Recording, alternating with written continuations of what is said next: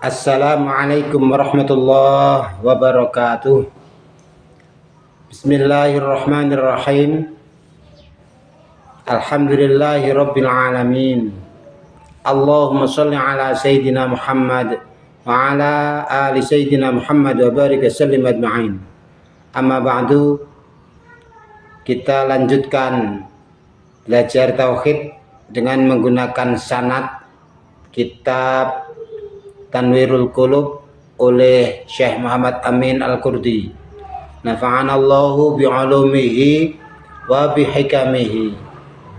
Semoga Allah memberikan kepada kita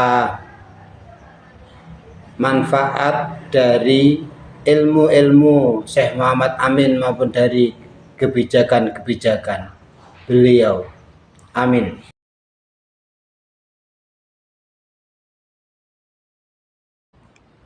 Bismillahirrahmanirrahim. Wa'lam annal qudrata wal iradata la tata'allaqani bil wajibi wala bil mustahili.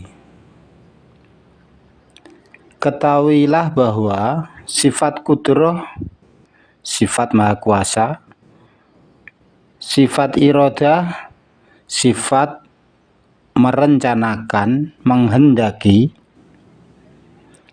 adalah dua-duanya tidak berkait dengan sifat wajib dan sifat mustahil.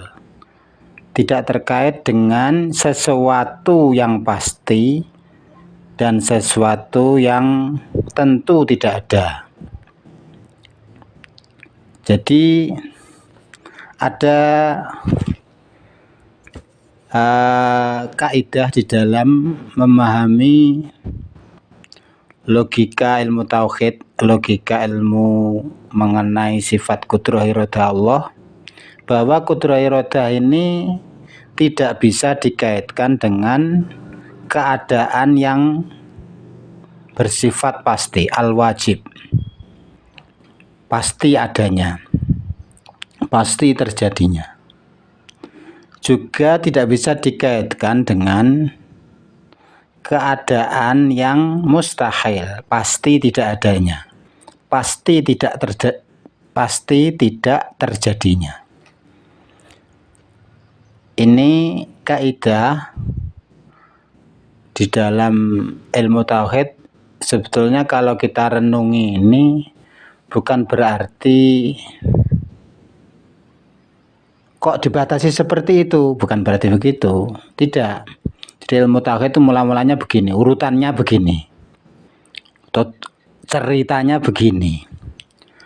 Orang melihat hakikat alam semesta ini, kemudian berpikir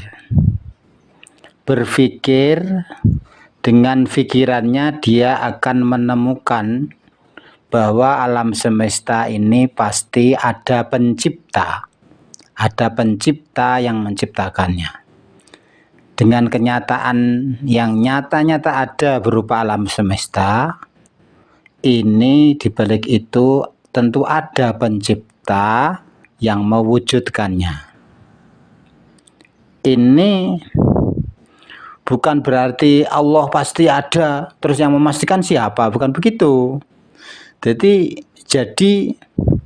ini kemampuan akal manusia ini diajak berpikir oleh para ulama. Ayo kita pikir bersama. Pasti nanti akan menemukan bahwa kalau kita benar-benar melihat alam semesta dan gejala-gejalanya, fenomena-fenomenanya, akan sampai kita pada kesimpulan pasti semua itu ada penciptanya. Nggak mungkin semua itu ada tanpa diciptakan, tertentu tanpa ditentukan. Artinya ya wis tertentu gitu aja, tiba-tiba tertentu. Pasti tertentu karena ditentukan. Dan kalau ditentukan pasti ada yang menentukan, ada penentunya. Pasti itu diciptakan. Nggak mungkin akal akan sampai pada kesimpulan itu ada, tiba-tiba ada begitu. Tidak mungkin.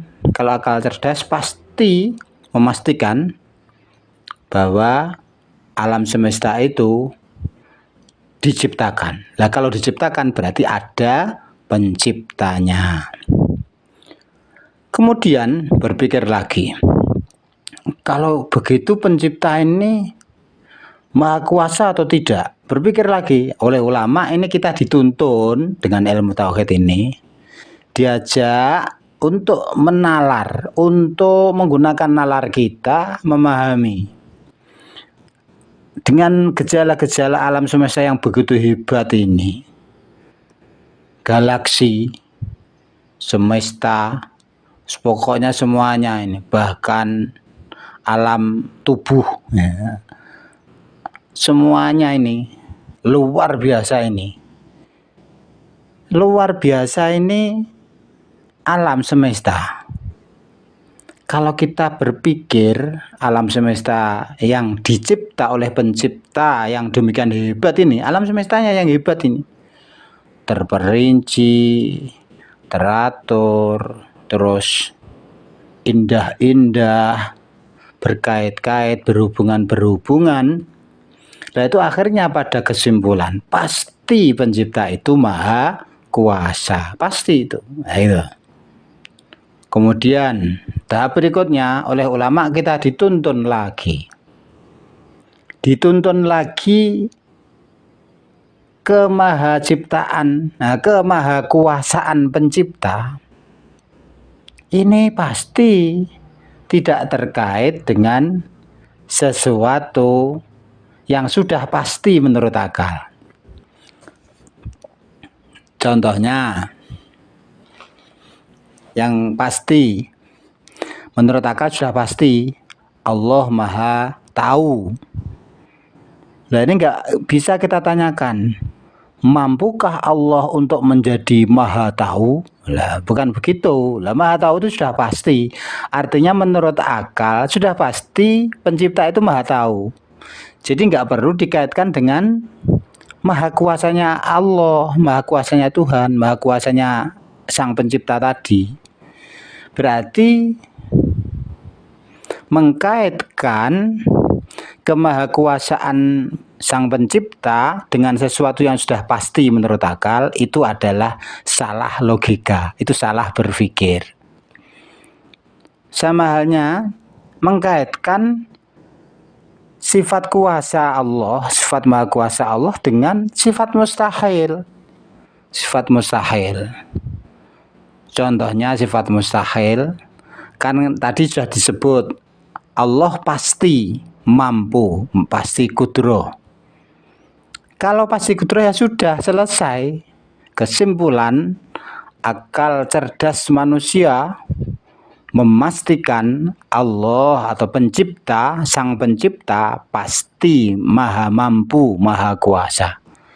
Maka nggak perlu dan nggak benar bila ada orang kemudian memunculkan pertanyaan, pengennya kreatif memunculkan pertanyaan, tapi sebetulnya itu bukan kreatif, itu menunjukkan salahnya cara berpikir. Yaitu begini, bertanya dia, kalau Tuhan maha kuasa, berkuasakah dia menciptakan sesuatu benda yang dia sendiri tidak kuasa mengangkatnya? Loh, di situ kan terjadi salah berpikir. Lah, katanya Tuhan pasti maha kuasa, lah itu maha mampu, maha kuat. Lah kok bertanya, bisakah Tuhan menciptakan sesuatu yang dia sendiri sampai tidak bisa mengangkatnya? Loh, tidak bisa, ini kan sifat mustahil. Tidak mampu itu kan sifat mustahil. Tidak kuat itu kan sifat mustahil. Nah, sifat mustahil ini otomatis kalau orangnya cerdas pasti tidak bisa dikaitkan dengan sifat kudroh Allah. Gitu. Nanti kan nggak ketemu-ketemu. Berpikirnya orang itu nggak ketemu-ketemu kalau sifat kudroh dikaitkan dengan sifat atau keadaan-keadaan yang mustahil. Begitu. saya ulangi, bukan berarti oleh ulama dibatasi, itu bukan dibatasi. Sifat qudrah ini dibatasi hanya mumkinat, tidak boleh dikaitkan dengan al-wajib ataupun al-mustahil, sesuatu yang sudah pasti atau sesuatu yang pasti tidak ada. Loh, ini dikira dibatasi? Tidak, bukan ulama membatasi. Ulama ini sedang menuntun kita untuk berpikir sangat cerdas dan sangat jernih. Nggak berpikir, kalau kita mampu berpikir cerdas dan jernih, tahulah kita bahwa sifat Allah qudrah iradah ini tentu saja tidak bisa dikaitkan dengan keadaan atau benda yang mustahil adanya. Bal, lanjut, bal la tata'allaqani illa bil mumkinat. Bahkan atau akan tetapi sifat qudrah dan iradah Allah itu tidak bisa dikaitkan kecuali dengan hal-hal yang mungkin. Nah, ini saya ulangi, ini bukan berarti oleh ulama tadi dibatasi, ulama ini ujung-ujungnya ulama itu nggak bisa membela diri, itu bukan begitu, bukan bisa, nggak bisa membela diri terus dibatasi. Hanya mungkinat, ini qudrah iradah itu hanya bisa dikaitkan dengan mungkinat, bukan begitu, kok nggak bisa membela diri. Ini ulama itu sedang menuntun kita berpikir menurut logika yang super cerdas dan super jernih. Nanti kan ketemunya seperti ini, qudrah iradah hanya bisa dikaitkan dengan mumkinat, al-mumkinat, hal-hal yang berpotensi ada dan berpotensi tidak ada sekaligus. Wa bayanu dzalika mimma yatulu bihil maqam atau muqam. Mimma yatulu bihil muqam. Penjelasan soal itu akan memanjangkan pembahasan. Wabil jumlati fayajibu. Pembahasan itu nanti nggak usah dipanjangkan saja, itu sudah termasuk ilmu kalam, ilmu yang banyak bicaranya, banyak logikanya. Akhirnya menurut kebanyakan murid atau kebanyakan peserta didik banyak buletnya, gitu. Itu efek negatif dari ilmu tauhid yang menggunakan logika ini. Efek negatifnya menyebabkan bulet, menyebabkan sulit dicerna. Itu baru diterangkan segitu. Coba kalau diterangkan panjang, memayatul bil muqab. Kalau diterangkan panjang ya malah luweh bulet nah.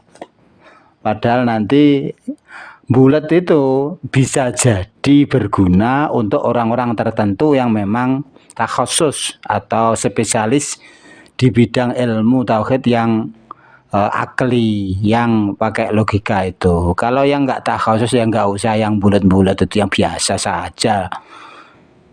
Nah, kenapa kok tetap diterangkan oleh Pak Sofa di channel ini? Iya, ini diterangkan karena ini kita sedang mengapresiasi, menghargai ulama ini sedang memperkenalkan Tuhan kepada umat dengan cara ini. Nah, itu. Mbok menawa ini kita mendapat hidayah dengan cara ini, kan mbok menawa ada kemungkinan, dan kemungkinan itu cukup besar karena sebagian orang itu suka berpikir, sebagian orang. Kemudian fayajibu, wabil jumlati fayajibu an-nurina wa nuqirra bi anna kullama baroza atau burriza fi mulkillahi minal adami minal wujudi fahuwa makhluqun maqdurun lillahi wahdahu ala wifki ma aradahu ta'ala azalan. Maka pada dasarnya yang paling penting wajib bagi kita untuk patuh dan menyetujui dan mengakui bahwa segala apapun yang menjadi ada semula tidak ada, yang menjadi ada asalnya tidak ada, yang ada di alam semesta ini semuanya itu adalah diciptakan oleh Allah, ditakdirkan oleh Allah, ditentukan oleh Allah sesuai dengan apa yang direncanakan Allah secara azali, secara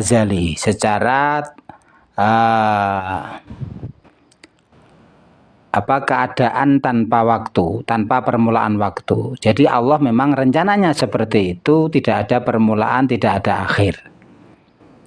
Memang rencananya seperti itu. Kita yakini bahwa apapun ini ada dua gampangannya, benda dan keadaannya benda, atau yang serupa dengan benda, peristiwa,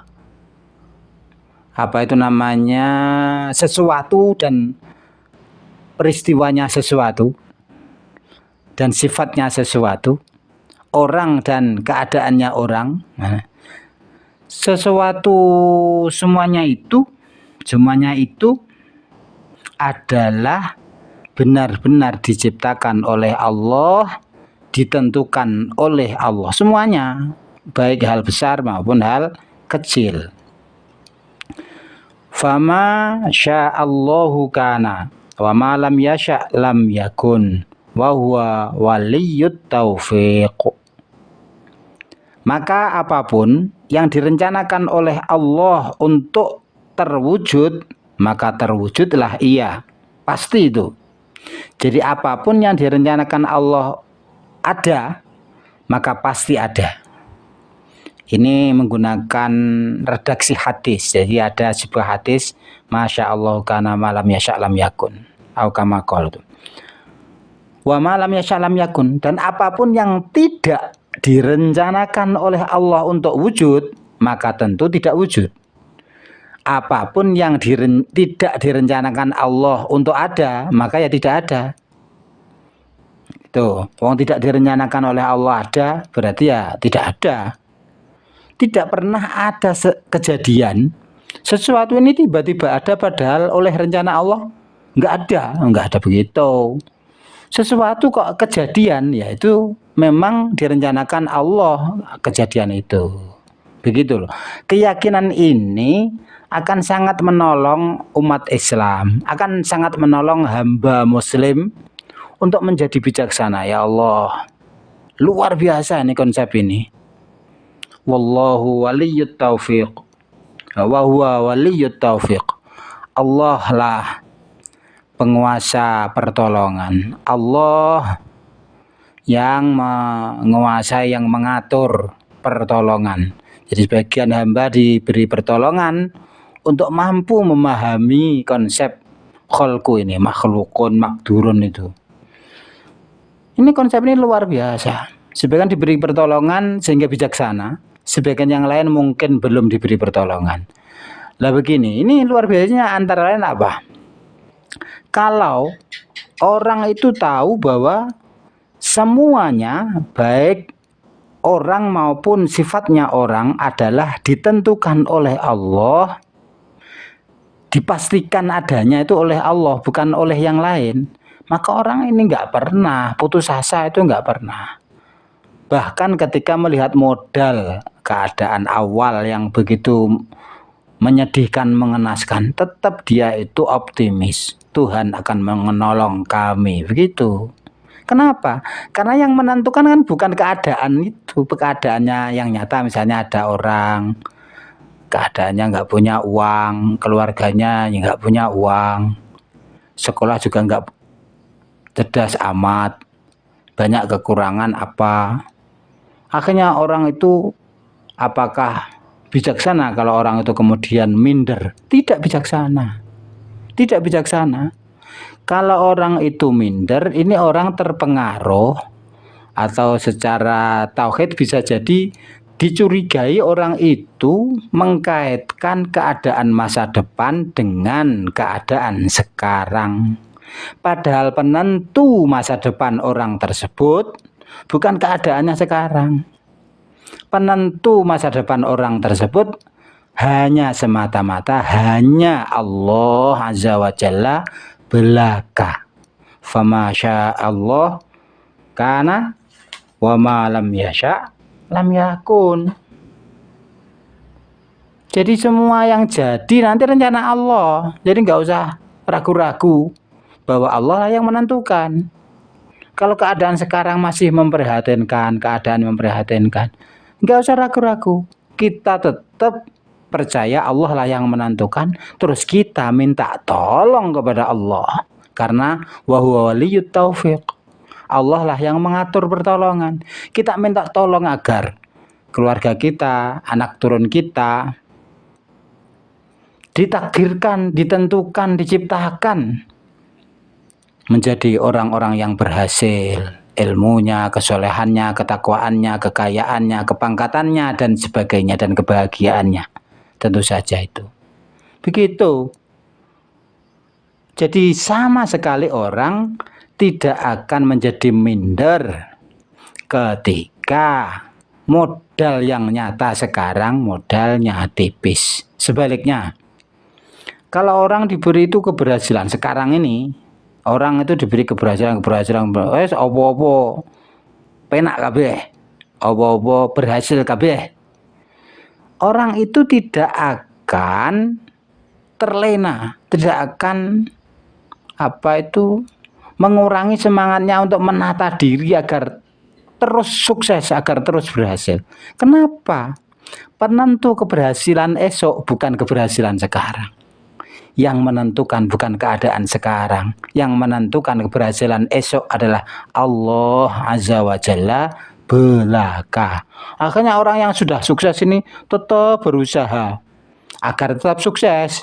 Mereka khawatir bosono kalau santai-santai saja oleh Allah terus diganti keadaannya menjadi memburuk.